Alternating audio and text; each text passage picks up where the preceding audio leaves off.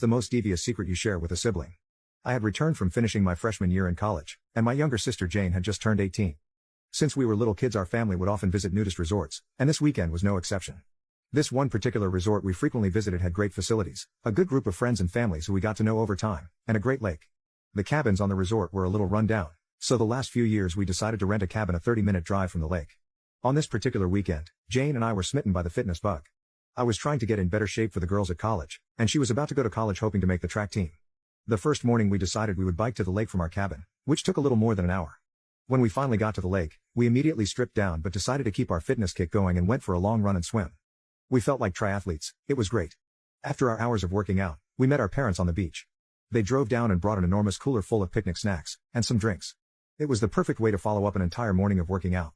We ate, drank, and relaxed completely nude. As the late afternoon rolled by, however, our dinner plans back at the cabin drew us home before sundown. That's when it hit Jane and I. We were looking at a long uphill bike ride home. After a full active day, the hot sun, and a large picnic, that was the last thing either of us wanted to do. We also hated putting our clothes back on after the lake and were used to driving home and spending the rest of the night nude at home. No chance. I remember Jane laughing when we all thought about getting home. I suggested we put the bikes in the trunk and drive home, but my dad insisted that it would be impossible to fit into our modest Toyota Camry. Jane and I exchanged looks and we both knew how awful that bike ride home would be, so we set out to solve the issue. Completely bare, we spent at least 20 minutes to finally squeeze the bike frames and tires into the trunk and back seat. However, my dad was quick to point out the massive cooler they had just packed up, which also had to fit into the car. It was getting late, and I was frustrated, so I picked up the cooler and crunched into the back seat, and said, "There, we're going now." My sister smirked at me, proud of the success and avoiding the painful ride home. The final issue was the back seat barely had room for me to sit, let alone my sister. At this point, however, there was no turning back, so the only solution was for me to take the back seat and Jane to sit on my lap. My parents expressed some safety concerns, but Jane had no problem and insisted we do it. At this point, we were dead tired and just dying to get home. It was also at this time we realized our sweaty clothes were packed in the trunk, but since we would often drive home completely new, we didn't bother unpacking the car again. We were off, driving down the country roads with my parents fully clothed and fastened in the front, while my completely nude sister sat on my lap in the back. The awkward arrangement of the bike tires and cooler in the back, and the seatbelt strap over her waist forced my arm to rest in a way that my hand fell on the middle of Jane's upper thigh. Still, the whole scenario seemed completely normal to Jane and me, and we just chatted away as normal. About 15 minutes into the drive, the sun had almost set and we all became drowsy from the busy day. But suddenly, as we began to drive on the bumpy country roads, I felt something unusual. A rush of sticky moisture saturated my lap. It took me a few seconds to realize what happened, but it was obvious very quickly, and I think Jane realized too. We were dead silent. I could tell that she realized what happened because she shifted her weight on her lap awkwardly to attempt to make her spill less obvious. A minute later I felt even more moisture, now on a different part of my lap, so it was even more obvious. I kept my composure on the outside, but in my head, I couldn't believe what was happening. My sister was spilling more, and it was all over my lap. She shifted her weight again, and that again made it even worse. I was trying to imagine it was just her body sweating, but I had goosebumps from the cold air conditioning in the car. There was no question Jane was leaking all over my lap. She moved one more time, and I tried as well, but we were so snug back there it accomplished nothing. It made it much worse.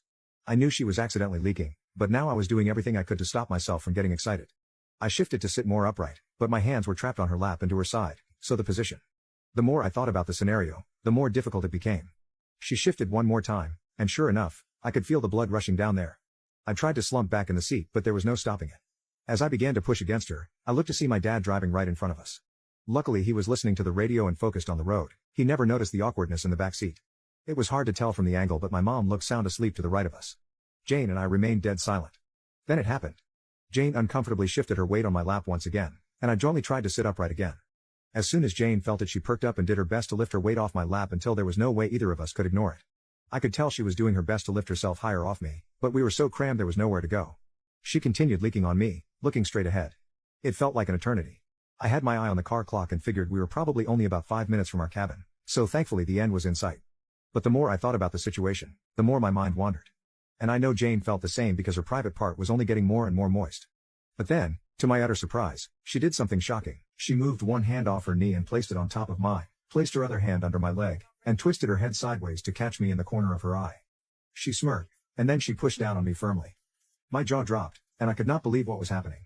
But at the same time, I'd never felt anything so amazing. She looked straight ahead again, lifted herself slightly off me, then pushed down firmly again. I could not believe it. In my freshman year at college, I had my share of love and knew how everything worked and felt. But I'd never felt anything as surreal as that moment. Jane pushed down again. And again. Slowly, discreetly, but very methodically. Even more crazy was that our parents were in the car right in front of us, completely clueless. After about 5 or 6 thrusts down, I knew I was going to finish at any moment. She knew that as well, and was getting excited by it. She lifted herself up a little higher and prepared for one big push down. But in doing so, she pulled herself a little too far up, and my guy slipped out of her. After about 20 seconds of awkward confusion, Jane clenched my hand tight and used her other hand to tuck me back up into her. I could not believe it. This was no longer just an accident. Jane wanted my companionship. And that was all it took. 2 quick pumps and I finished. Jane could feel it too, and she peeped out a little high-pitched "oh." To my horror, both my parents noticed. Thankfully, Jane played it off as if some thought popped into her mind.